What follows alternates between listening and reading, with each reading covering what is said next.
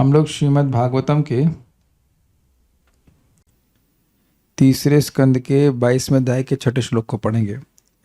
इससे पहले कि इस भागवतम के श्लोक में जाएं, हमारे मित्र हैं करुणामृत प्रभु और उन्होंने एक बड़ी अच्छी बात बताई, सच्ची घटना भागवतम के संबंध में, तो हमको उससे बड़ी प्रेरणा मिली। तो मैं शेयर करूंगा, जहाँ कुछ गलती हो तो बता देना। 2012 की बात है। प्रभु जी बता रहे थे कि वे भागवतम के 60 वितरण किया करते थे और उन्होंने एक ऑटो वाले को भागवतम दिया, है ना। ऑटो वाले को ऑटो वाला था ना वो, ऑटो वाले को दिया और वह मुसलमान था। अब ये आश्चर्य की बात है कि उसने भागवतम वो भी पूरा सेट लिया। पूरा सेट कैसे ले लिया? आपने बेचा कैसे, ही सोचने वाली बात। ये बोले क्या थे आप उसको, ले लो भागवतम। क्या बोले थे ये भी मानना पड़ेगा, करना में तो लोग तेज हैं। समझ ना, मुसलमान को, वो भी ऑटो वाले को। ऑटो वाले के पास कितना पैसा होगा उस समय, यानी 2012 में 6,000 रुपए का था। कह रहे थे कि ऑटो रिपेयर करने के लिए जो पैसा रखा था वो सारा इनको दे दिया। और it is amazing how he did it. उसके बाद क्या हुआ पूरा सुन नहीं पाया, जरा माइक में बताइए, थोड़ा आराम आराम से बताना। फिर उसके बाद क्या होता है? हाँ, फिर उसके बाद हरे कृष्ण प्रभु जी, उसके बाद वो घर लेके गए था। घर लेके जाने के बाद हम लोग छोड़ दिया। 3 साल फॉलो नहीं कर पाया। 3 साल के बाद वो पाता बस्ती में हैदराबाद में एक एरिया है प्रभु जी, वो एरिया में बहुत लो क्लास आप लोग लग रहा है कि हिंदी सुन रहे हैं कि तेलुगु सुन रहे हैं। ठीक है ठीक है, तो क्या हम समझा रहे हैं। उसके बाद 3 साल तक ये लोग नहीं मिले। उसके बाद पाद हस्ती, हाँ वो रहते पाता बस्ती में। पाद बस्ती, सर यहाँ पाद बस्ती एक एरिया है हैदराबाद में, चाल टाइप का, बहुत लो क्लास। लो क्लास मुसलमान लोग रहते उधर रहते। फिर 3 साल के बाद एक रिच एरिया के बुक डिस्ट्रीब्यूशन करने के लिए गया था प्रभु जी हम लोग। जुबली हिल्स बोलते हैं उसको एरिया को, jubilee hills. Jubilee hills, okay ठीक है। उधर जाते हुए एक घर में घुस गए, चला गया वो घर में हम लोग जाते ही नीचे ग्राउंड फ्लोर में एक लाइब्रेरी लगाया था। वो बंदा, वो प्रभु जी नहीं था। नीचे पूरा फ्लोर में वो प्रभुपाद का हर बुक रख लिया था प्रभु जी, लाइब्रेरी में इतना बढ़िया रख लिया था। वो श्रीमद् भागवतम का हर दिन कोई भी आके पढ़ सकते। हर फ्राइडे वो क्लास वो खुद ही पढ़ के वो खुद ही देते थे क्लास। पूरा उधर का जो आजू बाजू में कोई तो आते प्रसाद बना कथा दे। समझ में आया आप लोगों को? अब पहले तो ये वो व्यक्ति रहता था पाद बस्ती नाम के स्थान में, जो कि गरीबों का थोड़ा स्थान था। और उसके बाद प्रभु जी लोग 3 साल के बाद गए हैं एक जुबली हिल स्थान में। वहाँ पे बहुत पैसे वाले लोग रहते, तो जिस स्थान में गए उनको पता भी नहीं था। देखा, मतलब ग्राउंड बेसमेंट में जो है वहाँ पे लाइब्रेरी बनी हुई है, वहाँ पे सारी प्रभुपाद की पुस्तकें रखी हैं और वो व्यक्ति भागवतम पढ़ के दूसरों को पढ़ा रहा है, जबकि वो मुसलमान, वो किसी भक्त से भी संपर्क में नहीं है। श्रीमद् हम लोग को देखे वो खुद ही प्रणाम कर रहे हैं। हम भूल गए था, मैं ही भागवतम किया दे दिया उनको। वो प्रणाम कर रहे हैं, प्रभु जी आप ही का वजह से सर हमको बहुत अच्छा। उनको ना सिर्फ धन की प्राप्ति हुई, अपितु भक्ति की ही प्राप्ति हुई। सोचिए कितना शक्तिशाली है। इसी को परम पूज्य भक्ति विज्ञान महाराज बोल रहे थे कि Bhagavatam is very powerful hearing. इतनी शक्ति की भगवान के आपको आपके हृदय में स्थापित कर दे। और ये प्रपात कहते हैं कोई भी श्रीमद् भागवतम को सुनेगा, he will become a god realized soul at the end. So let's start. तो हम लोगों ने 5वें श्लोक में सुना था कि वहाँ पे मनु महाराज कहते हैं कि तब संदर्शना देव छिन्ना में सर्व संशया यत् स्वयं भगवान प्रीत्या धर्म रिरक्षिषो। आपके दर्शन से ही मेरे सारे संशय छिन्न हो गए हैं, क्योंकि आपने, भगवान मतलब आपने बड़ी प्रीतिपूर्वक मुझको धर्म के बारे में कहा है और मैं कैसा हूँ, रिरक्षिषो, प्रजा की रक्षा करना चाहता हूँ। तो ऐसे क्षत्रिय का क्या धर्म होना चाहिए आपने मुझे बताया। अब इस प्रकार से आपने मेरी रक्षा करी है। अब यहाँ कह रहे हैं कि जिस व्यक्ति की इंद्रियां संयमित नहीं है, उसके लिए आपका दर्शन होना भी बहुत मुश्किल है। तो इसलिए मेरा बहुत बड़ा भाग्य है कि मैं आपको देख पाया। मेरे पीछे बोलिए। दृष्टिया में भगवान दृष्टो दुदर्शो यो कृतात्मना। दिष्टया में भगवान दृष्टो दुर्दर्शो यो कृतात्मना दिष्ट्या पादरजः स्पृष्टं श्रीणामे भवतः शिवम् दिष्ट्या पादरजः स्पृष्टं शीर्णामे भवतः शिवम् दिष्ट्या मे भगवान् दृष्टो दुर्दर्शो यो कृतात्मना दिष्ट्या मे भगवान् दृष्टो दुर्दर्शो यो कृतात्मना दिष्ट्या पादरजः स्पृष्टं शीर्णामे भवतः शिवम् दिष्ट्या पादरजः स्पृष्टं शीर्णामे भवतः शिवम् दिष्ट्या मे भगवान् दृष्टो दुर्दर्शो यो कृतात्मना दिष्ट्या मे भगवान् दृष्टो दुर्दर्शो यो कृतात्मना दिष्ट्या पादरजः स्पृष्टं शीर्णामे भवतः शिवम् दिष्ट्या पादरजः स्पृष्टं शीर्णामे भवतः शिवम् दिष्ट्या मे भगवान् दृष्टो दुर्दर्शो यो कृतात्मना दिष्ट्या मे भगवान् दृष्टो दुर्दर्शो यो कृतात्मना दिष्ट्या पादरजः स्पृष्टं शीर्णामे भवतः शिवम् दिष्ट्या पादरजः स्पृष्टं शीर्णामे भवतः शिवम्।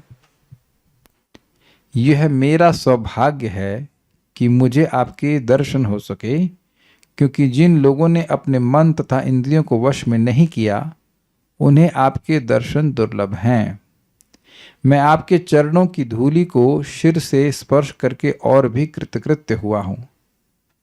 अब इससे एक बात सूचित हो रही है स्पष्ट कि मनु महाराज दैन्य में कह रहे हैं कि मैं अपनी इंद्रियों को संयमित नहीं कर पा रहा हूँ, या मेरा ये सामर्थ्य नहीं है कि मैं अपनी इंद्रियों को संयमित कर पाऊँ, और ऐसे मुझ जैसे लोगों के लिए आपका दर्शन दुर्लभ है, फिर भी मेरा सौभाग्य है कि मुझे आपका दर्शन हो गया। ये समझ में आ गया सेंस? ये समझ में आ रहा है कि नहीं आ रहा? यद्यपि वो ये नहीं कह रहे हैं कि मेरा मन मतलब संयमित नहीं है, बट क्योंकि गृहस्थ आश्रम में है, इंद्रिय तृप्ति गृहस्थ आश्रम में रहती ही है, तो ये एक भाव गृहस्थों के होना भी चाहिए कि हम माया में हैं, और इस भाव को वे सूचित कर रहे हैं कि जिन्होंने अपने मन और इंद्रियों को वश में नहीं किया है उनको आपका दर्शन दुर्लभ है। well, दो तरह से है। जिनके मन और इंद्रियां वश में है ही नहीं, वो साधु से मिलने जंगल में क्यों जाएंगे? What is the need? साधु मिलने भी आते हैं तब भी तो नहीं मिलते हैं लोग, है ना? तो साधु से मिलने कौन जाएगा फिर? Does that make sense? Srila Prabhupada समझाते हैं कि कहीं जादू दिखाया जा रहा हो तो लोग भीड़ लगा लेंगे, लेकिन अगर गीता क्लास हो तो सोचे भाग जाएंगे। तो साधु घर में भी आए तो भी नहीं मिलने जाते। हमारा अनुभव है कि किसी किसी घर में गए, प्रवचन कर रहे हैं तो भाई साहब आ नहीं रहे, पिताजी आ नहीं रहे, तो घर में जाने के बाद भी कथा में नहीं आते हैं लोग, तो अपने से ढूंढने आएंगे कुछ, बताइए। Does that make sense? कुछ क्लियर हो रही है? क्लैरिटी? आप में से आज तक कोई गया है जंगल में साधु ढूंढने के लिए? कुछ अच्छा, किसी एक व्यक्ति को पता है कि इस समय कोई जंगल में साधु भजन कर रहा है, आप जानते हो? एनीवन? प्लीज, चैट तो ओपन है शायद, हाँ बताइए। अब आपको समझ में आ गया कि अगर भक्त लोग खुलकर प्रीचिंग ना करें तो हम लोग नरक में ही गिरे रहे। अग्रीड? क्योंकि हम कभी जाएंगे नहीं, और अगर वो आगे बढ़कर ना आए तो हम वहीं रहेंगे जहां पे हैं। दैट्स व्हाई डिवोटीज प्रीच, क्योंकि उनको पता है कि लोग आएंगे ही नहीं। तो कह रहे मेरे को मेरा बहुत बड़ा भाग्य है कि मैं आपको देख पाया, और न सिर्फ देख पाया बल्कि आपके चरणों की धूलि को सिर से स्पर्श करके और भी कृतकृत्य हो गया हूं। उससे ये स्पष्ट है कि हम लोग सुन चुके हैं, भक्त पद धूलि और भक्त पद जल, भक्त भुंक्त अवशिष्ट तीन महाबल। ये सुना है श्लोक आपने? भक्त पद धूलि, भगवान के भक्तों के चरणों की धूलि, भक्त पद जल, उनके चरणों को धोया हुआ जल, और भक्त भुंक्त अवशेष, उनके जो भोजन वो ग्रहण किए हैं, प्रसाद आदि ग्रहण किए भगवान का, उसमें से जो बच जाता है उनमें बहुत बड़ा बल है। इसी बात को यहाँ भागवतम से हम समझ रहे हैं। आपको पता होना चाहिए कि मनु महाराज आए थे और उन्होंने प्रणाम किया था कर्दम ऋषि को। अभी भी वो उनके वो ऋषि के रूप में ही देख रहे हैं, और दामाद वमाद नहीं देख रहे हैं, अभी शादी थोड़ा हो गई है। दिष्टया बड़े भाग्य से मैं मुझे भगवान, यहाँ भगवान का मतलब संबोधन के अर्थ में आपका दृष्टो अर्थात दर्शन हुआ है। तो क्यों ऐसा आप कहते हो? तो कहते हैं अकृतात्म नाम। आत्म मतलब मन, और मन के उपलक्षण से इंद्रियां। अकृत मतलब जिन्होंने अपने मन और इंद्रियों को जीता नहीं है, इसीलिए कह रहे हैं अजितेंद्रिय पुरुषों को। भाई मन भी एक इंद्रिय है कि नहीं? 11वीं इंद्रिय मन कहा जाता है, बाकी 10 इंद्रियां हैं। यह दुर्दर्शन, जिस आपका दर्शन दुर्लभ है, तो भाग्य क्या हुआ? जिसका इंद्रियों पे संयम नहीं है उसके लिए आप जैसे भक्तों का दर्शन दुर्लभ है, लेकिन मेरा भाग्य है कि मैं आपको देख पाया।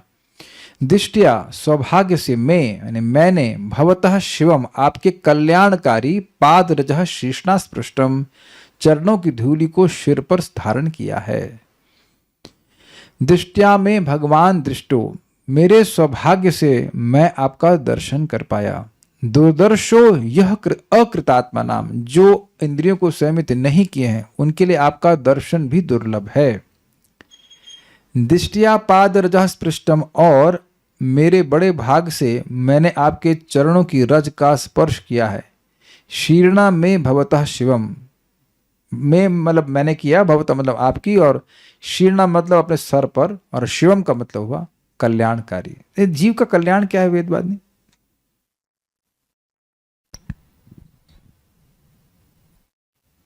भगवान की भक्तों के इतना साथ डाउट आप बोल रही हैं, अभी तो इतना डाउट हो रहा है आपको कि जीव का कल्याण भगवान की सेवा करना ऐसे तो कोई कन्विंस भी नहीं होगा। हाँ, भगवान की सेवा करना, भक्त संग प्राप्त होना, यस। भक्त संग में कथा प्राप्त होना। तुल्यामालवे नापि ना पुनर्मना भव, तुल्यामलवे नापि ना स्वर्गम ना पुनर्भवम भगवत संगी संगस्य मर्त्यानाम किमुताशिषः। ये श्लोक 2 बार बोला गया है, 2 बार बोला गया है भागवतम के प्रथम स्कंद में, और जहां तक मुझे स्मरण आ रहा है 6ठे स्कंद में शिव जी बोले हैं, और पहले वाले में शायद परीक्षित महाराज बोले हैं। तुल्यामलवे नापि ना स्वर्गम ना पुनर्भवम भगवत संगी संगस्या मर्त्यानाम किमुताशिषः। जो भगवान के संगी हैं अर्थात भगवान में आसक्त हैं, उनकी एक क्षण का संग भी, उसकी तुलना स्वर्ग से या मोक्ष से नहीं की जा सकती। तो अब फिर जो जगत के थोड़े बहुत सुख हैं जो काल के द्वारा काट लिए जाते हैं, काट दिए जाते हैं, उनका क्या कहना। बहुत अच्छा श्लोक है, और वहां बिल्कुल स्पष्ट बताया है कि एकदम नौसिखिया भक्त भी, जिसको पता है कि कृष्ण भगवान हैं, उसकी संगत से भी व्यक्ति की भगवत भक्ति में प्रवेश हो जाता है। तो फिर मध्यम अधिकारी का क्या कहना, और फिर उत्तम अधिकारी का क्या कहना। तो जैसे यहाँ पे एक महान भक्त हैं जिन्हें भगवान को देखा है, ऐसे भक्त के चरण की रज की प्राप्ति करना और उनका दर्शन करना, ये बहुत बड़ा लाभ है।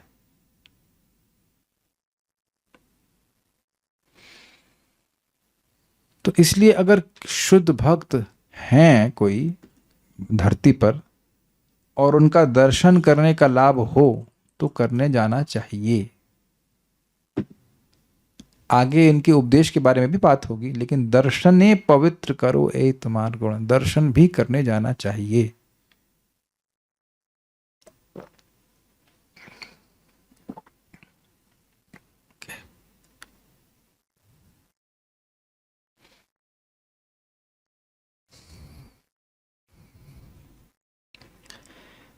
हम लोग किसी शुद्ध भक्त को देखें तो हमारा कल्याण है ही, लेकिन उनके मन में जो सहज करुणा आती है कि ये जीव कैसे भोगों के दुख में पड़ा हुआ है, काश ये भगवान की भक्ति करे, उस संकल्प का बहुत बड़ा प्रभाव होता है। अभी कुछ बातें आएंगी, देखता हूँ इसमें आएंगी कि अगले श्लोक में आएंगी, मुझे नहीं पता, लेकिन आएंगी। Then I speak on this.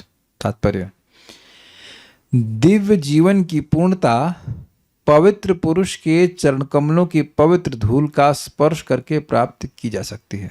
Bhagavat में कहा गया है, महत्पाद रजोभिषेकम, अर्थात महत अर्थात महान भक्त के चरणों की पवित्र धूल से अभिषिक्त।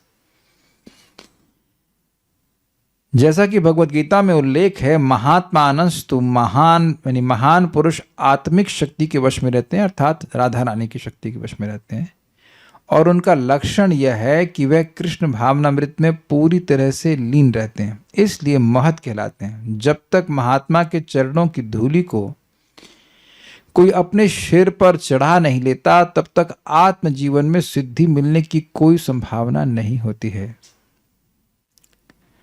अब इसका मतलब क्या है? क्या केवल चरणों की धूल को स्वीकार करना ही जीवन की सिद्धि के बारे में की प्राप्ति कराता है? तो यस, चरणों की धूल भी स्वीकार करना चाहिए, स्वीकार नहीं मतलब लेना चाहिए, लेकिन असली बात क्या है? असली बात है अनुगत्य। कान से सुने कि क्या बोला गया है और उसको स्वीकार करे। वो अगले श्लोक से और स्पष्ट हो जाएगा। बहुत बार लोग साधुओं के चरणों की धूल लेना चाहते हैं ताकि अपनी धूल उन पर उड़ेल दें। समझे क्या मतलब होता है? जब आप किसी के चरणों को छूते हैं तो अपना सारा पाप उसको ट्रांसफर कर देते हैं। तो आपके चरणों की धूल हम ले लिए और अपनी धूल सारी आप पे झाड़ दी, यही ना? जैसे होता है ना, वो गाड़ी वाला आया अपने घर से कचरा निकाल, तो साधुओं को तुम क्या समझे हैं? इसलिए साधु लोग अपने चरण नहीं छूने देते हैं। एक्चुअली जो दीक्षा लिए हैं उनका ही अधिकार है कि गुरु के चरणों को स्पर्श कर सकते हैं। ऐसा हमने भक्तों से सुना है। तो ये एक बड़ी इंटरेस्टिंग बात है। और वैसे भी कोई वैष्णव नम्रता के कारण अपने उच्चिष्ट भी नहीं बांटते फिरते हैं। ये सोचना कि मैं वैष्णव हो गया हूं, मेरा उच्चिष्ट खा के उसका उद्धार हो जाएगा, तब फिर आप वैष्णव नहीं रहेंगे। He doesn't do that. कोई चोरी छुपे ले ले एक अलग बात है, लेकिन ऐसा है नहीं। वैसे प्रभुपाद जी ने बताया कि अगर कहीं चोरी से भी मिल जाए तो भी ले लेना चाहिए, वो भी है पॉइंट, लेकिन केवल वहीं तक लिमिट नहीं करना चाहिए कि उच्चिष्ट खा लिया, ये खा लिया, लेकिन जब कोई भक्त प्रवचन करें, कथा बोलें तो उधर गायब। तो तुम्हारा फिर उद्धार हुआ क्या? तो असलियत में चरण धूलि लेने का मतलब है अपने जीवन को उनकी शिक्षाओं के अनुसार चलाने का प्रयास करना चाहिए। That is a simple point. आत्म उन्नति के लिए अच्छा, दूसरी बात यह है क्या है? महात्मा कौन है? महात्मा नामस्तु माम पार्था देवीं प्रकृतिमाश्रिता भजन्ते अनन्य मनसो ज्ञात्वा भूतादिम अव्ययम। देखिए, ये बात आपने कई बार सुनी होगी, लेकिन मैं इसको दूसरे एंगल से समझाना चाहता हूं। पहले श्लोक को समझ लें। महात्मा नामस्तु माम पार्था देवीं प्रकृतिमाश्रिता। महात्मा लोग तो भगवान कह रहे हैं कि मेरी दैवी प्रकृति, दैवी अर्थात श्रीमती राधा रानी के आश्रय में रहते हैं। ये तो क्लियर है लाइन उसका, लेकिन पता कैसे चले कि राधा रानी के आश्रम में रहते हैं? तो कह रहे हैं भजन्ति अनन्य मनसो ज्ञात्वा भूतादिम अव्ययम। यह समझते हुए कि भगवान सभी चीज़ों के स्रोत हैं और निर्विकार हैं, अव्यय हैं, वह भगवान का ही भजन करते हैं। तो एक मैं इस अब आप लोग तो सुने होंगे, हम इस पर एक विचार रख रहे हैं कि यदि आप टेस्ट करना चाहते हो कि आप महात्मा बने या जो भी और कोई भक्त इसके आप संगत कर रहे हैं वो महात्मा है कि नहीं है, तो एक लिटमस टेस्ट है। लिटमस टेस्ट समझते हैं आप? लिटमस टेस्ट एक तरीका होता है, लिटमस पेपर समझते हैं। उससे मालूम चल जाता है कि कुछ एसिडिक है कि हाँ, कलर एक्जैक्टली कलर चेंज हो जाता है कि एसिडिक है कि बेसिक है। हाँ, वेदवादी अब बोलना शुरू रिसर्च कर लिया आपने लिटमस पे। तो अब एकमात्र तरीका है और वो क्या है? भजंती अनन्य मनसो। क्या मतलब है वेदवादी इसका? अनन्य भाव से भगवान का भजन कर रहा है। मतलब अब मन उसके भगवान के भजन के अलावा मन और कहीं नहीं जाता। व्यवसायत्मिक बुद्धि। यस, व्यवसाय का सेम व्यवसायत्मिक बुद्धि कहिए या भजते माम अनन्य भाग कहिए, भक्ति को प्राप्त करने के लिए भक्ति करने में लगा हुआ है। यह है महात्मा का लक्षण।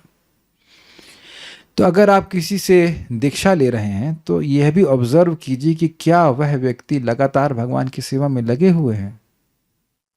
अच्छे से विश्वास कर लीजिए, फिर आप स्वीकार कीजिए। और फिर यह भी चेक कर लीजिए कि क्या आप भी महात्मा बनना चाहते हैं। अब आप कहेंगे यह क्यों पूछ रहे हैं, ये क्यों कहते हैं, क्या ऐसा हो सकता है? हाँ जी, ऐसा भी होता है। मैं एग्जाम्पल बताना चाहता हूँ। मैंने सुना था, हमको बड़ा मजेदार लगता है, इसलिए कई बार बोला कि एक बार परम पूज्य जयप्रताप महाराज से एक माता जी ने अर्जी लगाई कि हम भी दीक्षा लेंगे। उनका नाम भी चढ़ गया। बांग्लादेश से उड़ करके आई, तो सोच रही थी कि अब दीक्षा के बाद तो हम मांस नहीं खा पाएंगे, मछली नहीं खा पाएंगे, तो दीक्षा के एक दिन पहले मछली खा के आई। हवाई जहाज में बैठी, उड़ करके आ गई। तो बहुत बड़ा गट्ठा था, मतलब बहुत बड़ा गट्ठर था, उसमें से महाराज एक पेज निकाल लिए। अब एक प्रश्न हो कि महाराज को कैसे मालूम चला कि ये पेज उस माता जी के नाम का है? So he is connected with lord, don't doubt about it. और बोले कि ये दीक्षा के अभी लायक नहीं है।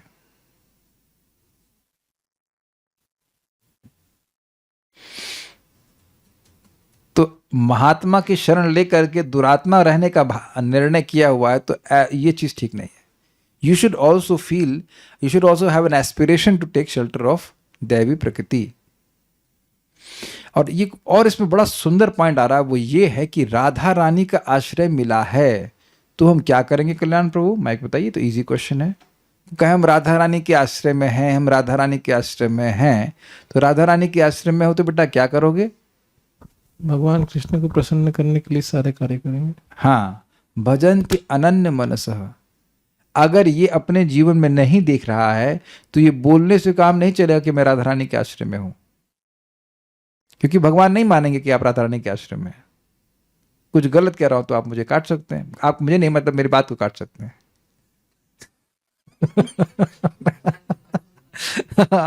ये कल्याणपुर कह रहे मुझे, आपको तो काटा नहीं जा सकता। हाँ, जलाए में सही है, सही सही है, अग्री। गीता बोल रहे हैं, गीता पढ़ के आते हैं, थोड़ा तो ज्ञान दिखाएंगे। क्वाइट नाइस ना। अच्छा, एक चीज बताइए कि अगर मैं निरंतर भजन नहीं कर पा रहा हूं और कुछ गलती हो जा रही है, तब मैं राधा रानी के आश्रम में हूं?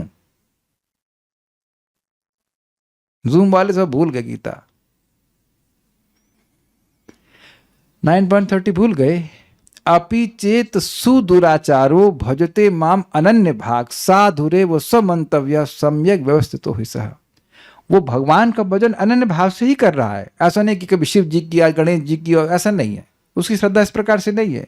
लेकिन पूर्व संस्कार वशतः वह कुछ गलती कर पाए तो उसको भी साधु ही मानोगे। और कैसे साधु मानो? जैसा कि महात्मानस्तु माम पार्थ, ऐसा साधु की संगत भी व्यक्ति को शुद्ध भक्ति के पथ पे ले आएगी। वो कभी नहीं बोलेगा देवताओं की उपासना करो, वो बोलेगा नहीं, आप भगवान कृष्ण की ही आश्रय लीजिए, कृष्ण की ही भक्ति कीजिए। I hope it is very clear. कुछ किसी ने पूछा है, क्या पूछा है? महत गुरु के क्या अर्थ होता है प्रभु जी? तो इतनी देर से क्या बता रहा था? ये तो बता रहा हूं। महत गुरु मतलब महत गुरु नहीं, महात्मा का बात बोल रहे हैं। चाहे गुरु हो, चाहे शिष्य हो, चाहे कोई भी। महात्मा मतलब वह भगवान की भक्ति के अलावा उसके पास कोई और ऑप्शन नहीं है। ऑप्शन मीन्स जस्ट मन में और कोई द्वैतता नहीं है, ये बात है। आत्म उन्नति के लिए शिष्य परंपरा अत्यंत महत्वपूर्ण है। मनुष्य अपने महत गुरु की कृपा से ही महत बनता है। यदि कोई किसी महापुरुष के चरणों की शरण ग्रहण करता है तो उसके महान बनने की काफी संभावना रहती है। अब ये क्यों कह रहे हैं कि काफी संभावना रहती है? क्योंकि ये भी होता है कि ना बने। प्रमाण, शिला माधवेंद्रपुरी वह कृष्ण प्रेम के पहले अंकुर बोले जाते हैं। तो अब उनके दो शिष्य हुए, एक का नाम था ईश्वरपुरी और एक का नाम रामचंद्रपुरी। तो ईश्वरपुरी ने बड़े निस्वार्थ भाव से, बड़े प्रेम से अपने गुरु की सेवा करी, तो उनने आशीर्वाद दिया श्रीपाद माधवेंद्रपुरी ने कि तुम पर कृष्ण की कृपा हो, तुम्हें कृष्ण प्रेम मिल जाए। और ये रामचंद्रपुरी जी ये अपने गुरु को ही उपदेश देने लगे। वो उनके गुरु शरीर छोड़ते समय कृष्ण से विरह का अनुभव कर रहे थे और वो कहते थे कि अरे मैं तो मथुरा नहीं प्राप्त कर पाया, मैं कृष्ण को प्राप्त नहीं कर पाया, मुझे क्या पता मेरी क्या गति होगी। वो विरह भाव में ऐसा बोल रहे थे, रो रहे थे। तो आके उपदेश देते हैं, कहते हैं ये क्या रो रहे हो तुम ब्रह्म का ध्यान करो। तो अब माधवेंद्रपुरी जो है वो गुस्सा हो गए, कहे कि तुम चला जा मेरे सामने से, तेरी शक्ल देख के मैं मरूंगा तो मुझे दुर्गति होगी। अब आप लोग हंस रहे हैं लेकिन अभी देखिए, अभी कहानी आनी समाप्त हो रही है। अब ये रामचंद्रपुरी की आदत क्या थी? पहले भक्तों को बुलाएंगे, फिर खिलाएंगे और फिर कहेंगे देखो तुम लोग कितना खाते हो, तुम लोग अपनी इंद्रियां कैसे संयमित करोगे। This is amazing. और बात यहां पर भी नहीं रुकी। अब एक बार वो चैतन्य महाप्रभु के पास पहुंचे घूमते घूमते पुरी में, तो महाप्रभु के जो गंभीरा था जहाँ पे महाप्रभु रहते थे वहां थोड़ी चींटियां थी। तो देखा, कहते हैं देखो यहाँ चींटियां हैं, इसका मतलब यहाँ पे मीठा खाया गया है। ये सन्यासी अपने सन्यास धर्म का पालन कैसे करेगा, इंद्रिय कैसे सम्मिलित करेगा जब इतनी मीठा खाता है। उसने देखा भी नहीं महाप्रभु को मीठा खाते। तो यानी कि गुरु में दोष देखना के नाते क्या दोष आ गया उसमें कि भगवान में भी दोष देखने लग गया। और ये हम लोग अगर भगवान ने चाहा कभी तो पढ़ेंगे हम लोग, बड़ा सुंदर विवरण है, बहुत सुंदर विवरण है। तो इससे समझ में आता है कि जरूरी नहीं है कि महात्मा का आश्रय लेकर के व्यक्ति महात्मा ही बने, लेकिन संभावना है कि वह महात्मा बन जाए। समझ रहे हैं बात? अगर उसका एटीट्यूड ठीक रहा तो संभावना है कि इस बात को प्रभुपाद चैतन्य चरितामृत में बोलते हैं कि प्रामाणिक गुरु से भी जरूरी नहीं है कि शिष्य भक्ति लता बीज ही प्राप्त करे। भक्ति लता बीज का मतलब भक्ति लता का विवेक, भक्ति लता की भक्ति की इच्छा, भक्ति करके मैं भक्ति प्राप्त करूं, लेकिन खुद की ही इच्छाएं अलग अलग हैं। तो दीक्षा किसी से भी किसी महान भक्त से ले लिया तब भी वह तो अब भक्ति को नहीं कल्टीवेट कर रहा है। तो इसीलिए प्रपात कह रहे हैं कि काफी संभावना रहती है, लेकिन यह भी संभावना है कि वह भक्त ना बने। That's his choice.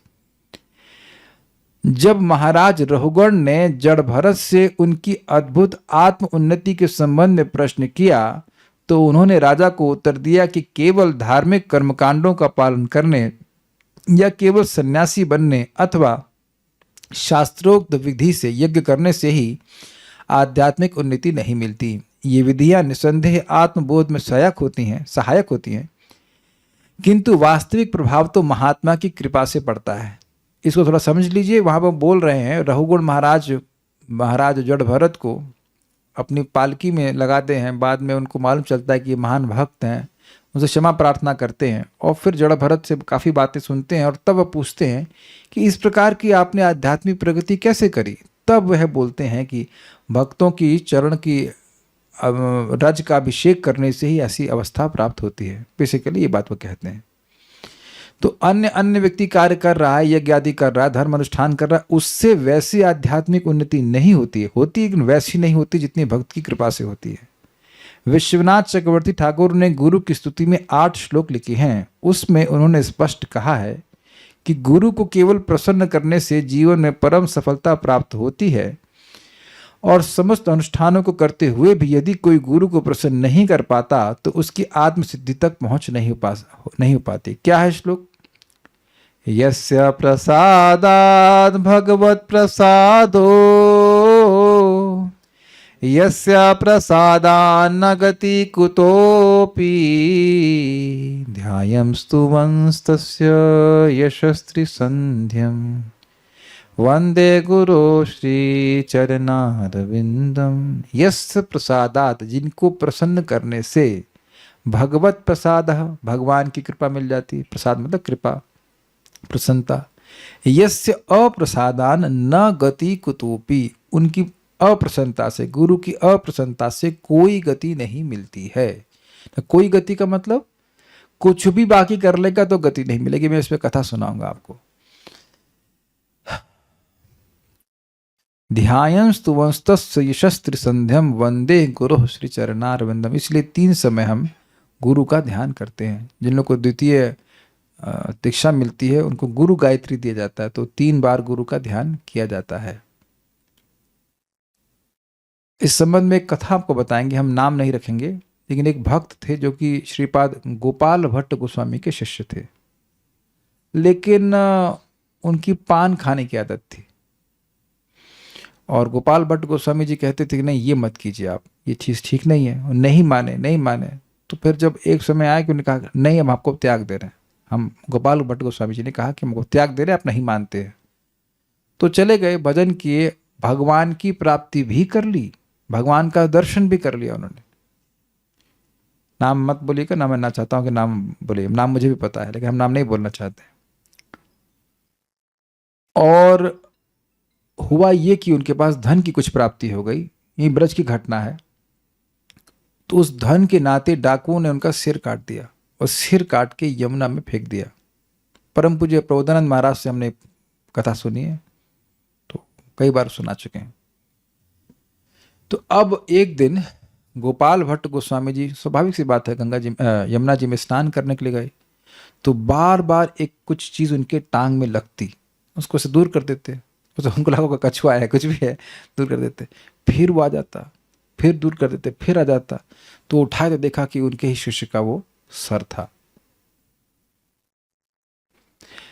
जिस वक्त ने भी नाम बोला है, मैंने जब नाम नहीं मैं बोलना चाहता हूं तो आप ज्यादा इंटेलिजेंट बन रहे हैं, हम नहीं बोलना चाहते ना। तो अब, और वो बोल भी रहा था वो सिर कि हमको गुरु महाराज प्रसन्न, माफ कर दीजिए, हमें गोलोक में प्रवेश नहीं मिल पा रहा है। तो स्वाभाविक सी बात है, गोपाल भट्ट गोस्वामी जी भक्त हैं, शुद्ध भक्त हैं, उनका हृदय द्रवीभूत हो गया, उन्हें माफ कर दिया, तब उनको गोलोक में एंट्री मिली। मैं इसलिए नाम नहीं रखना चाह रहा हूँ, गलती किसी से भी हो सकती है, लेकिन जिसकी गोलोक में एंट्री हो गई उसकी हम नेगेटिव वे में पिक्चर नहीं करना चाहते हैं, एटलीस्ट अपने प्रवचन में नहीं करना चाहते, so that will be wrong. But एक शिक्षा मैं आपको बता रहा हूँ। So our mood, that's why we don't offer food to Krishna, इसीलिए हम भगवान को भोग अर्पण नहीं करते हैं, हम गुरु के हाथ में देते हैं। अगर आपकी दीक्षा नहीं हुई तो प्रभुपाद जी को, हम लोग भावना ही रखते हैं, प्रभुपाद जी का मंत्र बोलते हैं, प्रभुपाद जी को, तो हमारी क्या योग्यता है भगवान को देने की, कुछ भी देने की। अगर से मेरी दीक्षा हो चुकी है तो हम गुरु महाराज को देते हैं, वो प्रभुपाद जी को देते हैं, ये सिंपल सिस्टम है।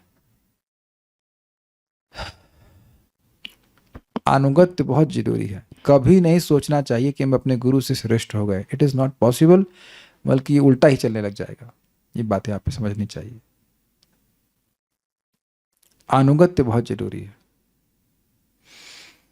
तो कोई भी व्यक्ति अगर सोचे कि वो अपनी भक्ति में प्रगति सारा अपने प्रयासों से कर लेगा, वो होगा नहीं, कभी नहीं होता। हम आ ही नहीं पाए थे अपनी भक्ति में बिना भक्तों की संगत के, तो प्रगति कैसे कर लेंगे। इस बात को हम फिर रिपीट कर रहे हैं, जिस चीज से भक्ति उत्पन्न होती है उसी चीज से भक्ति बढ़ती भी है। साधु संग से ही भक्ति में प्रवेश मिलता है और साधु संग से ही भक्ति बढ़ती है। तो साधु संग जिसने छोड़ा उसकी भक्ति कम होना शुरू हो जाती है। और ये हम केवल थ्योरी में नहीं बोल रहे हैं, हम देख भी रहे हैं। जो वैष्णव संगति में रहते हैं, श्रवण कीर्तन करते रहते हैं, उनका भक्ति का उत्साह बना रहता है, भक्ति में आगे बढ़ते रहते हैं। जो छोड़ देते हैं उनकी भक्ति लता मुरझा जाती है। कुछ, मैं ये नहीं कह रहा हूं कि इस संगत में आए, he must be in some association, किसी संगत में जरूर रहना चाहिए, सबसे इंपॉर्टेंट है। अब एक माता जी ने जो प्रश्न किया था, आरती और ये सब, ठीक है करिए, आरती सब कुछ करिए, लेकिन साधु संग के एवज में नहीं, नॉट इन द एवज, मतलब होता है instead of, you can't barter it with sadhu sanga. साधु संग को तोड़, मतलब छोड़ करके कोई और पूजा पाठ कर रहे हैं तो उससे लाभ होगा नहीं। और आप जरा खुद देख लो, मेरी बात क्यों स्वीकार करते हो, अपना विवेक रखो ना। जब जिस भक्त ने प्रश्न किया था वो बता रहे थे कितना 3 साल 4 साल पहले उनकी दीक्षा हुई थी, वो 2 माला भी करती थी या नहीं करती थी, लेकिन वैष्णवों की संगत में आकर अब 16 माला कर रही हैं। तो आपका वो जो सो कॉल्ड पूजा पाठ था वो कहाँ कुछ सहायता कर रहा था। देखिए, चेंज आता है केवल और केवल संगति के द्वारा, अन्यथा नहीं आता, नहीं आता और नहीं आता। और चेंज मतलब संगति कर रहे हैं तो आता ही है, आता ही है और आता ही है। जैसे एक मणि, समझते मणि, मणि के पास में जो भी आप रंग का प्रकाश देंगे वही प्रकाश उससे प्रतिफलित होगा। इट इज इम्पॉसिबल, ये आप बोल ही नहीं सकते हो कि हम लोगों की संगति करें और हमारे चित्त पे प्रभाव हो नहीं, इट इज इम्पॉसिबल। तो अगर हम अपने चित्त में कोई परिवर्तन चाहते हैं और बहुत ज्यादा परिवर्तन चाहते हैं तो साधु संग ही एकमात्र तरीका है, there is no other way. समझ में आई बात? ठीक है। और एक और विचार करना चाहिए कि अगर कोई प्रामाणिक गुरु के मार्गदर्शन में है तो वो उसको घटिया बात क्यों बताएगा, कोई गलत बात क्यों बताएगा। आज परम पूज्य गोपाल कृष्ण महाराज जी का व्यास पूजा था, तिरुभाव, यानी हम उस कार्यक्रम में गए तो महाराज का प्रवचन चल रहा था, तो उसमें बोल रहे थे कि महाराज तो शिक्षा दे रहे हैं कि अरे मतलब भगवान को सुबह कम से कम 1 श्लोक पढ़ना चाहिए, सुबह पढ़ना चाहिए, शाम को पढ़ना चाहिए, मंगल आरती करना चाहिए, जप करना चाहिए। तो आप देखिए कि एक प्रामाणिक गुरु हैं, इस कारण से प्रामाणिक बातें बता रहे हैं। कोई थोड़ा कहेंगे कि अभी तुम रात में 11 बजे तक जगते रहो। अभी हम एक भक्त से बात कर रहे थे तो रात के 2 बजे तक जगती थी वो माता जी। तो हमने कहा ये सब मत कीजिए, आपका स्वास्थ्य पहले से ही खराब है और आप ऐसा कर रहे हो, ये साधना का तरीका नहीं है। कोई साधु नहीं बोलेगा कि रात के 2 बजे तक आप जगिए। तो आप देखिए कि गुरु को प्रसन्न करना कुछ कॉम्प्लिकेटेड नहीं है। ऐसा नहीं है कि परम पूज्य राधानाथ महाराज कुछ नई बात बताएंगे, मंगल आरती करो, सुबह जप करो, भगवान को भोग लगाओ, प्रसाद खाओ, भगवान की बात सुनो। They will all tell you the same thing, is not complicated at all. लेकिन अगर मन में ये भावना है कि मुझे कोई मतलब ही नहीं है, तो फिर उससे व्यक्ति की प्रगति नहीं हो पाती। जैसे कि आपने इस घटना से सुना कि वो पान खा रहे थे, उनको ये मतलब नहीं कि गुरुजी उससे अप्रसन्न हो रहे हैं, एटलीस्ट उस टाइम तक। ओके, यहां पर अकृतात्म नाम शब्द महत्वपूर्ण है। आत्मा के अर्थ है शरीर, आत्मा अथवा मन, और अकृतात्मा का अर्थ है समान व्यक्ति जो अपनी इंद्रियों या मन को वश में नहीं रख पाता। इसलिए समान व्यक्ति को महापुरुष या भगवान के परम भक्त की शरण ढूंढनी चाहिए और उसे प्रसन्न करने का प्रयत्न करना चाहिए। इससे उसका जीवन पूर्ण हो सकेगा। मात्र अनुष्ठानों एवं धार्मिक सिद्धांतों के पालन से समान व्यक्ति आत्मिक सिद्धि की सर्वोच्च अवस्था को प्राप्त नहीं कर सकता। और ये देख ही लीजिए, जितना पूजा पाठ चल रहा है उससे किसी व्यक्ति में कोई भी परिवर्तन आ रहा है तो कुछ भी नहीं आ रहा। सिंपल सी बात है। उसे प्रमाणिक गुरु की शरण ग्रहण करनी होगी और उसके निर्देशन में श्रद्धा एवं निष्ठा के साथ कार्य करना होगा। और यही है चरण रज अभिषेक का मतलब। ठीक है, if there is no inclination to follow then there is no need to accept the guru। मैं डॉक्टर के पास जाऊं और कहूं कि मुझे मन में संकल्प है कि ये जो भी बोलेंगे वो मैं नहीं करूंगा। कभी आप लोग ऐसे गए हैं डॉक्टर के पास कि जो भी ये बोलेंगे मैं ये नहीं करूंगा, फिर भी डॉक्टर के पास जा रहा हूं? अरुण अग्रवाल प्रभु कभी गए हैं डॉक्टर ने? आप नहीं गए ना डॉक्टर के पास? डॉक्टर जानते हैं आप? तो आप जानते हैं कि डॉक्टर क्या होता है। आप जानते हैं कि एटलीस्ट संकल्प ये होता है कि डॉक्टर साहब जो बोलेंगे वो हम कर देंगे, हम ठीक हो जाएं किसी तरह से, है ना? ये भाव होता है। विपरीत भाव तो होता नहीं है। और कोई कहे कि गुरु है तो क्या कपाल पे चढ़ेंगे, मतलब सारी बात मनवाएंगे, सुबह उठने के लिए बोलेंगे, जब करने के लिए बोलेंगे, ये फलाना ढिमकाना। तो इसका मतलब है कि वह गुरु स्वीकार करना ही नहीं चाहता था। यह एक सच्ची घटना है। मैं अम्बाला जा रहा था ये हमने कई बार बताया। हम जब कर रहे थे और इधर लोग बात कर रहे थे हमारी तरफ, तो हम उठ करके दूसरी सीट में बैठ गए। तो सामने व्यक्ति बोले कि आप कहाँ से हैं? वृंदावन से। हम हाँ वृंदावन से जा रहे हैं। कहाँ जा रहे हैं? अम्बाला जा रहे हैं। अच्छा, हम लोग भी वृंदावन से आ रहे हैं। हमने अच्छा, गुरु जी से मिलने गए थे। अच्छा ठीक है। तो मैं पूछा कौन है आपके गुरु जी? तो बोला इधर फोन पे देखो नाम क्या है गुरु जी का। तब गुरु जी का नाम भी याद नहीं है तो आप समझ लीजिए कि शिक्षा क्या याद होगी। Got it? समझ में आ गया ना? ये बात है। तो उनको कुछ पालन नहीं करना होता है। तो शरण ग्रहण करनी होगी और उनके निर्देशन में श्रद्धा एवं निष्ठा के साथ कार्य करना पड़ेगा। शरण ग्रहण करने का मतलब, शरण का मतलब ही है कि ये इनकी शिक्षाओं का पालन करके मेरा उद्धार हो जाएगा। That's a mood. तभी वह सिद्धि प्राप्त कर सकेगा, उसमें कोई संदेह नहीं है। कोई प्रश्न किसी भक्त का है तो हम देख लेते हैं। Stop now. Okay, so nothing. दूसरा वाला तात्पर्य इतना बढ़िया है कि उसको हम कल ही चर्चा करेंगे, आज नहीं। लंबा भी है और बहुत सुंदर सुंदर बातें इसी टॉपिक पे है, लेकिन 7th को हम लोग ने कल डिस्कस करेंगे। So will stop now. Shrimad Bhagavatam की जय, श्रील प्रभुपाद की जय, निताय गौर प्रेमानंदे।